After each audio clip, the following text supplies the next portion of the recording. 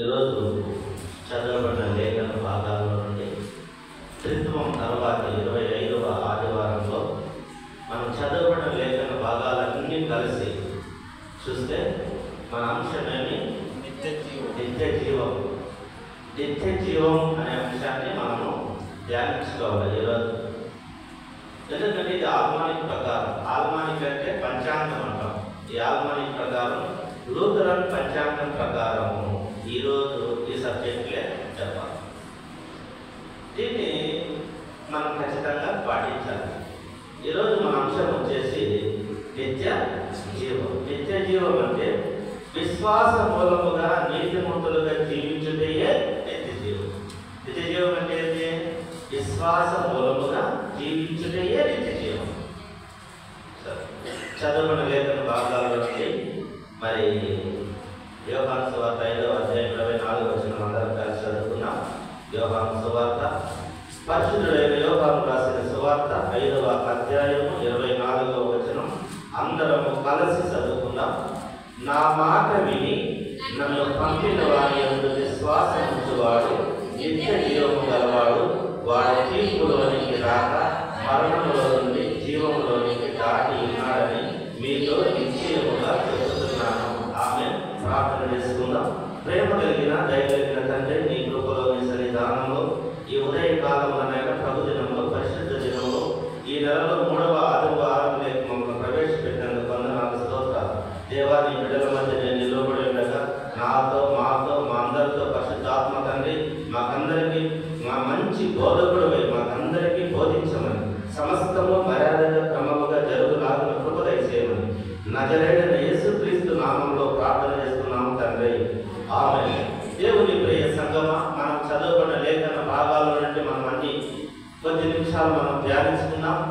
ఎందుకంటే దేవుడు ఆత్మ కనుక మనం ఆయన ఆరాధించేటప్పుడు, వాక్యం వినేటప్పుడు జాగ్రత్త కలిగి శ్రద్ధ కలిగి దేవుని వాక్యాన్ని మనము వినాలి. వినడం ద్వారా మనకు విశ్వాసం కలుగుతుంది. వినకపోతే విశ్వాసం ఎట్లా వస్తుంది? వినాలి. కొద్ది నిమిషాలు మనము ఒక 40 నిమిషాలు మనము మరి దేవుని వాక్యాన్ని ధ్యానించుకున్నాం. అంశంలో నిత్య జీవం అనే అంశంలో మరి ఇక్కడ చూసినట్లయితే ఈ అధ్యాయంలో మరి యోహాను సువార్తలో జీవం గురించి మరి నిత్య జీవం గురించి 17 సార్లు కనిపిస్తుంది. జీవం అనే మాట 47 సార్లు కనిపిస్తుంది ఈ సువార్త పాఠంలో. దీనికి అంతటికీ యోహాను సువార్తలో కేంద్రీయ అంశం ఏమంటే జీవము, నిత్య జీవం. ఈ సువార్త పాఠం అంతటా కలిపితే ఏముంటుంది? కేంద్రం ఏమంటే జీవము, నిత్య జీవము గురించి ఈ అధ్యాయం అంటే ఈ పుస్తకంలో సువార్తలో మరి కనబడతారు. ఈ సువార్తలో జీవం అంటే నిత్య జీవము తర్జుమా చేయడానికి గ్రీకు భాషలో ఈ జీవం అనే మాటకు ఏమి ఉపయోగించారంటే జోయే, జెట్ఓఈ. జోయ్ అనే మాట అంటే జీవానికి ఉపయోగించబడింది. ఇదే మాట నిత్య జీవానికి కూడా 2 పదాలుగా దీన్ని ఉపయోగించబడింది. నిత్య జీవానికి జోయ్ అనే గ్రీకులో, అదే విధంగా మరి జీవానికి కూడా జోయ్ అనే పదం ఉపయోగించబడింది. కాబట్టి జీవము నిత్య జీవములోకి వెళ్ళాలి అంటే మనము ఈ లోకంలో విశ్వాస మూలముగా జీవించిన జీవితమే, విశ్వాస మూలముగా నీతిమంతులుగా జీవించే జీవితమే నిత్య జీవానికి మనం వెళ్ళగలము. కానీ మరి వేరే మార్గం మనకైతే లేదు. భూమిపైన విశ్వాసం కలిగి ఉండాలి, విశ్వాస సహితమైన ప్రార్థన కలిగి ఉండాలి, విశ్వాస జీవితమైన నడక మనం కలిగి ఉండాలనే మాటను మనము ఇక్కడ చూడాలి. కాబట్టి ఈ నిత్య జీవానికి కూడా ఈ పదమే వాడబడింది. అయితే ఇక్కడ సందర్భం మనము ఏ భావంతో తీసుకోవాలంటే తెలుస్తూ ఉంటారు. మనం ఏ భావంలో ఈ సందర్భాన్ని మనం తీసుకోవాలనే విషయాన్ని మనం చూడాలి. ఈ నిత్య జీవం అనే మాట యోహాను సువార్త 17వ అధ్యాయం 3వ వచనంలో మనం చూస్తే, యోహాను సువార్త 17వ అధ్యాయం 3వ వచనంలో చూస్తే నిత్య జీవం నిర్వచనం అక్కడ తెలుస్తుంది. చూడండి, అద్వితీయ సత్యదేవుడు అయిన నిన్నును నీవు పంపిన యేసుక్రీస్తును ఎరుగుటయే నిత్య జీవం. అసలు నిత్య జీవం ఏమంటే నీవు పంపిన యేసుక్రీస్తును తెలుసుకోవడమే నిత్య జీవం. ఆయన తెలుసుకోవడం నిత్య జీవం. మరి అందరికీ దేవుడు తెలుసు కదా, అందరికీ యేసుక్రీస్తు అంటే అందరికీ తెలుసు కదంటే, తెలుసుకోవడం అంటే ఆయన గుణ లక్షణాలను తెలుసుకొని ఆయన వెంబడించే వారిగా ఉండాలి. నాకు ప్రధానమంత్రి మోడీ తెలుసు, నేను ఆయన తెలుసునా? మనకు యేసుక్రీస్తు తెలుసు, కానీ నీవు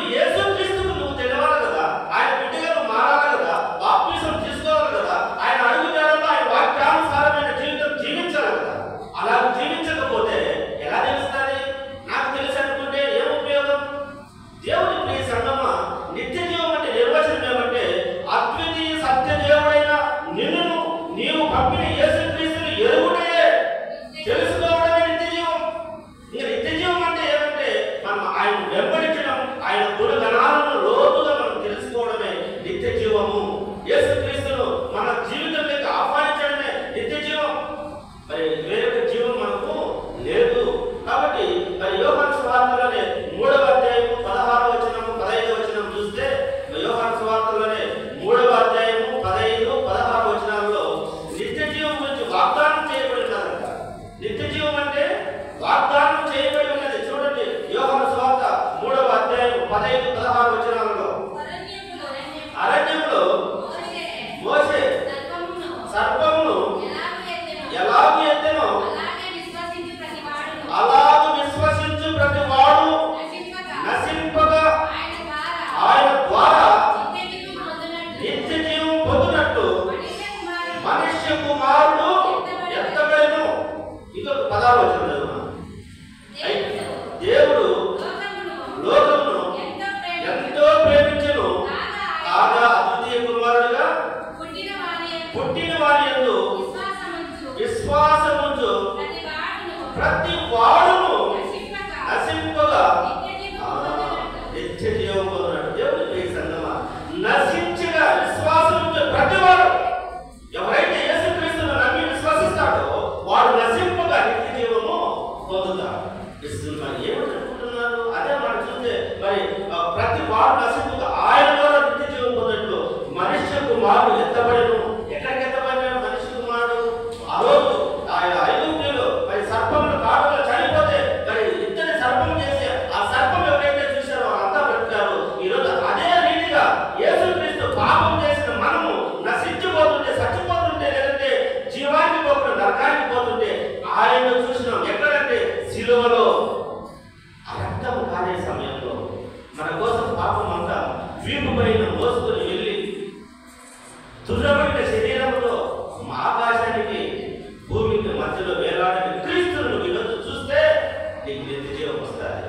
ఆ రోజు విష సర్పాల చేత కాటుబడి సర్పం కాటు వేసినప్పుడు చనిపోయేవారు ఇద్దరి సర్పాన్ని ఏ విధంగా చూశారో బ్రతికారో ఈ రోజు మనం యేసుక్రీస్తుని సిలువ పైన చూడాలి. దేవుని సంగమా, ఈరోజు దేవుడిని నువ్వు చూస్తున్నావా? ఆ సిలువ వేయబడిన సంఘాన్ని, ఆ సిలువ వేయబడిన క్రీస్తుని చూస్తున్నావా? ఎప్పుడు చూస్తాం? మరి గుడ్ ఫ్రైడే వస్తే ఆ రోజు ఏడుస్తాం, అయ్యో అని ఏడుస్తాం, దెబ్బలు కొట్టి. మన ఆదివారం నుంచి మన సంతోషమేనా? ఆ దుఃఖం నీలో ఉండదా? ఆ పోస్టర్ నీ హృదయంలో కనపడాలా? వదిలిపోబడాలా? ఆ గాయాలను ఎప్పుడు కనపడతావు? ఎప్పుడు తప్పు చేయడానికి నువ్వు జంపుతావు, తప్పు చేయడానికి నువ్వు భయపడతావు. ఆ జీవం అంటే ఏదో నీకు తెలుస్తుంది, దాని విలువ ఏదో తెలుస్తుంది, నీ కోసం ఎంత వెల చెల్లించాలో తెలుస్తుంది. నీ పోస్టర్ నీ హృదయం అట్టే ఉండాలా? ఆ రక్తం కానీ గాయాలు, ఆ పచ్చి గాయాలు నీకు కనుదృష్టి కనపడుతూ ఉండాలా? అప్పుడు నువ్వు తప్పు చేయడానికి జరుగుతావు. అయ్యా గుండెలు బాదుకుంటావు, నా కోసం నువ్వు సిలువ ఎక్కావా? వేలాడబడ్డావా? మధ్యాకాశంలో వేలాడినావా? ఆ దృశ్యం నీ కళ్ళ ముందు ఎప్పుడైతే కదలాడుతారో నువ్వు తప్పు చేయడానికి భయపడతావు, దేవుణ్ణి ఆరాధిస్తావు. ఆ వేళ ఎంత చెల్లించినావయ్యా మూల్యం నా కోసం అని నువ్వు పశ్చాత్తాపడతావు. అదే నిత్య జీవం. నువ్వు చూస్తున్నావా? దేవుని ప్రియ సంగమా, నిత్య జీవం అంటే నేను కూడా జీవానికి పోతా, జీవానికి పోతా. ఎక్కడికి పోతావు? భూమి పైన నువ్వు దాన్ని సెట్ చేసుకుంటేనే కదా. రెండు మార్గాలు, ఒకటి పరలోకం, పాతాళం. రెండే మార్గాలు, మూడో మార్గం లేదు, అదే మార్గం లేదు, 100 ఉండడానికి లేదు ఇక్కడ. ఈ మార్గాలు ఒకటి పరలోకం, లేదంటే పాతాళం.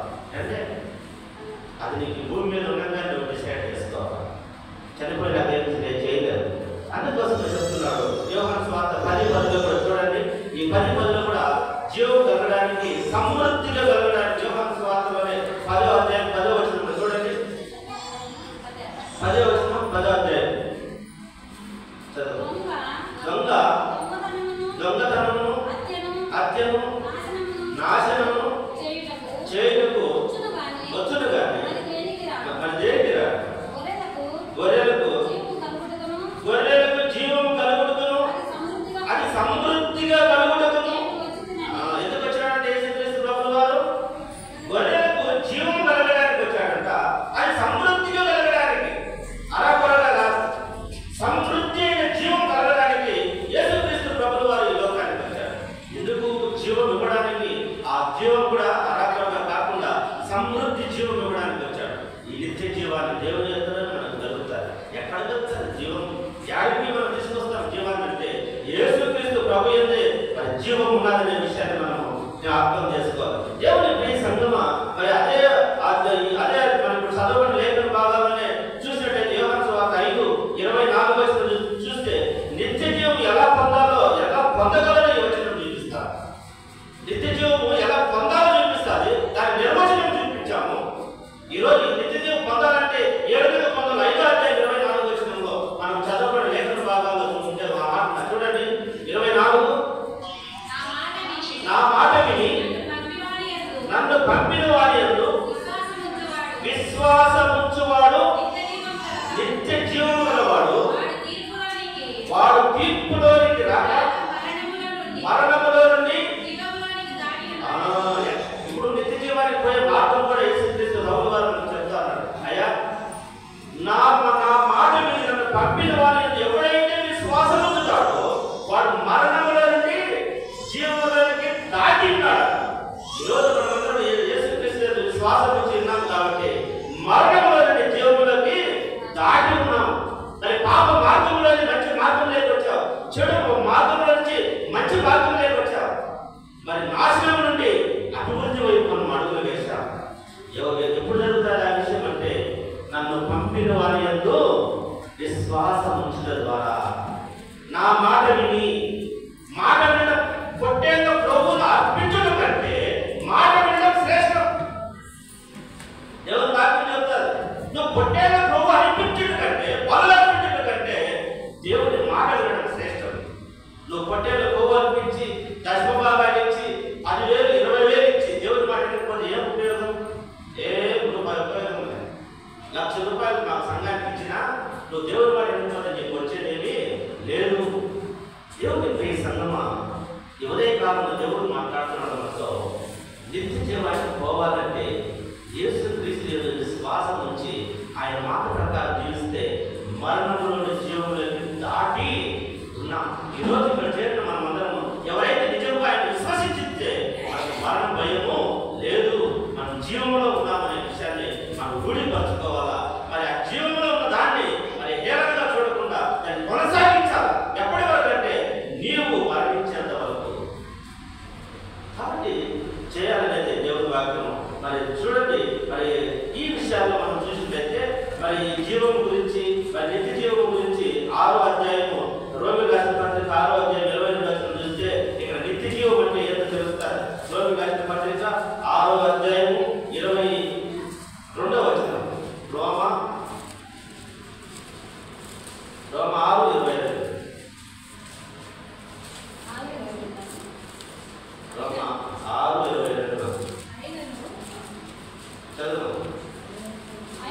6:22. ఇప్పుడు పాపము నుండి విమోచింపబడి దేవుని దాసులైనందున పరిశుద్ధత కలుగుటయే మీకు ఫలము, దాని అంతము నిత్య జీవము. నిత్య జీవం అంటే ఏంటంటే మీకు పరిశుద్ధత కలగజేయటయే నిత్య జీవం. మనం పరిశుద్ధత కలిగి దాని ఫలము నిత్య జీవం. ఈరోజు మనం విమోచించబడిన వారు పరిశుద్ధతగా మనం జీవించినట్లయితే దాని ఫలము, దానికి వచ్చే రిజల్ట్ ఏంటంటే నిత్య జీవం. విమోచించబడిన వారు దాని ఫలము పొందుకునే వారు ఎవరంట? నిత్య జీవానికి వెళతాము. దేవుని సంగమా, ఈరోజు మనం పరిశుద్ధ ఆయన క్రీస్తు రక్తం చేత పరిశుద్ధపరచబడిన తర్వాత మనకు పరిశుద్ధత కలుగుతుంది. దాని అంతం, దాని ఫలితం ఏమంటే నిత్య జీవం. పరిశుద్ధంగా మనం జీవించాలి. దేవుడు మనల్ని విమోచించాడు, తిరిగి మనం వదిలేకి పోకూడదు. చిన్న పిల్లలు ఒకసారి మనం బురదలో కాలు పెట్టినాం, ఎట్లా పొరపాటు తెలియక పెట్టేసి మళ్ళా కావాల్సిన అడిగి చెప్తా ఉంటామా? ఒకసారి వచ్చేసినాం, పరిశుద్ధత వైపు తీసుకొస్తాం. దాని అంతా వెళ్ళాలంటే పరిశుద్ధంగా జీవిస్తే దాని అంతము నిత్య జీవము. నిత్య జీవానికి వెళ్ళాలి. దేవుని బిడ్డలమైన మనం ఒకసారి పాపంలో చిక్కుపడినాం. పూర్వం మనం అజ్ఞానంలోము దాని పాప సంబంధంలో ఉన్నాం. ఈరోజు విమోచించబడి పరిశుద్ధతలో నడుస్తూ ఉన్నాం. దాన్ని కొనసాగిస్తాం. దాని అంతా వెళ్ళాలంటే నిత్య జీవంగా ఉంటారు. కాబట్టి ఇప్పుడు మనం చదవబడిన లేఖన భాగాలు 3 పాఠాలలో యోబు గ్రంథంలో ఏముందంటే ఆయన నీతి మంతుడిగా ఉన్నాడు. ఆయన నీతి వదులుకోవాలి. మనం చదువుకున్నాం కదా, యోబు 14:1-5 అక్కడ ఏముంది?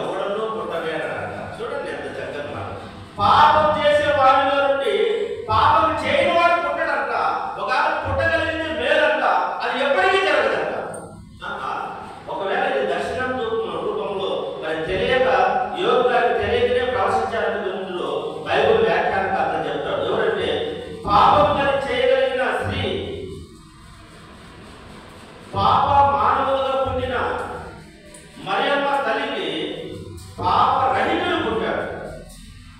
పాపులమైన మానవ జాతిలో నుండి దేవాది దేవుడు పాపము లేనివాడిగా పుట్టాడు. ఆయన ఒక దర్శనము, ఒక ప్రవచనం కింద ఆయనకు తెలియకనే ప్రవచించాడని బైబిల్ వ్యాఖ్యానకర్తలు చెప్తారు.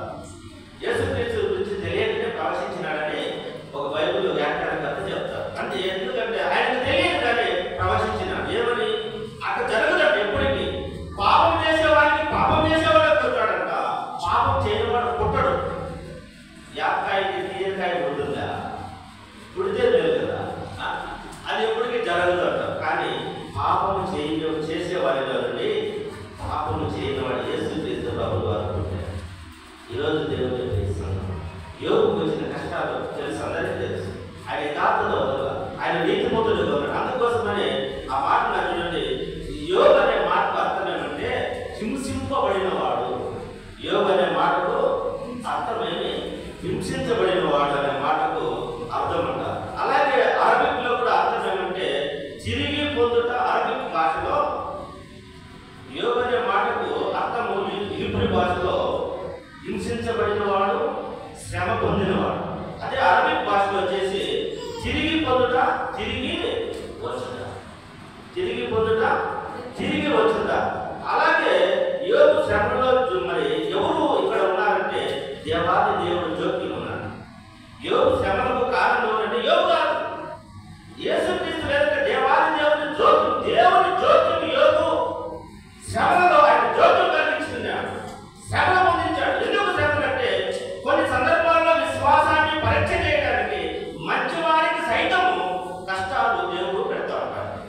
నువ్వు తట్టుకుంటావా? నన్ను దూషిస్తావా? లేదంటే వెళ్ళిపోతావా? ఎలా ఉంటావు? మరి మిలిటరీలో ఎందుకు అంత శ్రమలు కొడతా ఉంటారు, హింస పెడతా ఉంటారు? ఎందుకు మిలిటరీలో సెలెక్ట్ అయితే బాగా తిండి పెట్టి మేము పంపించేయచ్చు కదా? ఎందుకు అంత ట్రైనింగ్, అంత భయంకరమైన ట్రైనింగ్ ఎందుకు? వాళ్ళకు ఉంటారా? ఉండరు. ఇప్పుడు ఉండారంటే రేపు పటిమ వాళ్ళతో వస్తారు. ఈరోజు పోరాడాలంటే పోరాడాలి కదా. నువ్వు ఇక్కడ బాగా కూర్చోబెట్టి బాగా తినబెట్టి పంపిస్తే చిన్న కష్టం జరిగితే ఎందుకు వస్తారు? ఇంకా గ్రేహౌండ్స్ వాళ్ళకి 4 రోజులు అన్నం లేకపోయినా 40 కిలోమీటర్లు పరిగెత్తే కెపాసిటీ వస్తారు. అంత ట్రైనింగ్ ఇస్తారు. ఎందుకు? మంచోలే కదా, బాగా పాస్ అయినారు కదా. ఇక్కడ కూడా అది యోగు ఆయన ప్రమేయం లేకుండా దేవుడి జోక్యం వలన ఆయన అనేక శ్రమలు పొందాడు, హింసలు పొందాడు. వాళ్ళ భార్య దూషించబడింది. నాకు నేను అనుకుంటున్నాను కదా, నేను అనుకుంటున్నానికి సగమా? దేవుడు విశ్వాసం, యోగు విశ్వాసం మూలంగా నీతిమంతుడిగా జీవించి జీవాన్ని సంపాదించుకున్నాడు. జీవానికి అడుగులు వేశాడు, జీవాన్ని పొందుకోలేదు. ఆయన ఖాతాలో జీవం ఉంచబడింది. ఈరోజు నువ్వు నేను ఈరోజు చిన్న చిన్న శ్రమలకి మనం దేవుడిని జరిగిపోతున్నామా? ఏదైనా జరగడానికి జరిగితే దేవుడిని దూషిస్తున్నామా? దేవుడు ఎందుకు నాకు ఈ కర్మ పెట్టాడని మనం దేవుడిని నిందిస్తున్నామా? నాకే ఎందుకు జరిగిందని మనం అనుకుంటున్నామా? దేవుడి ప్రియ సంగమా, కొన్ని సందర్భాల్లో దేవుడు నీ జీవితంలోకి మంచి వారిని సైతం పరీక్ష చేయడానికి ఇలాగొస్తుంది. కానీ యోగు ఎక్కడ కూడా ఆయన దేవుడిని దూషించదా, చూడాలా, ఆయన పైన వ్యతిరేకత చూపించరా. ప్రతి సమయంలో కృతజ్ఞత కలిగి ఉన్నాడు. ఏమి జరిగినా ఈరోజు కృతజ్ఞత కలిగి ఉండడం నేర్చుకున్నట్లయితే దేవుడు నిన్ను దీపిస్తాడనే విషయాన్ని ఇక్కడ దేవుడి వాక్యం మాత్రం మాట్లాడతాడు. అందుకోసం నిత్య జీవం కావాలంటే శ్రమ పొందిన వాడు యోగుగా, విశ్వాస మూలముగా నీతిమంతుడుగా జీవించిన యోగు. విశ్వాస మూలముగా ఆ మాట తలుచుకుంటే ఎంత బాగుంటుంది చూడండి. యోగు గ్రంథం 10వ అధ్యాయము 15వ వచనం చూడండి ఎంత ఏముంటారు. యోగు గ్రంథం 10వ అధ్యాయము 15వ వచనం ఆయన ఎంత చక్కని మాట చెప్తున్నాడు చూడండి. ఎంత ధైర్యం, ఎంత విశ్వాసం. ఇదిగో ఆయన నన్ను చంపినను, నేను ఆయన కొరకు. ఇదిగో ఆయన నన్ను చంపినను నేను కనిపెట్టుకోనుందా? దేవుడు నన్ను చంపిన నేను కోసం కనిపెట్టుకోనుందా? ఎంత విశ్వాసం, ఎంత నమ్మకం దేవుడి పైన, ఎంత భరోసా చూడండి. విశ్వాసం అంటే అలాగుంటారు. ఒకరోజు ఒక భార్య భర్తలో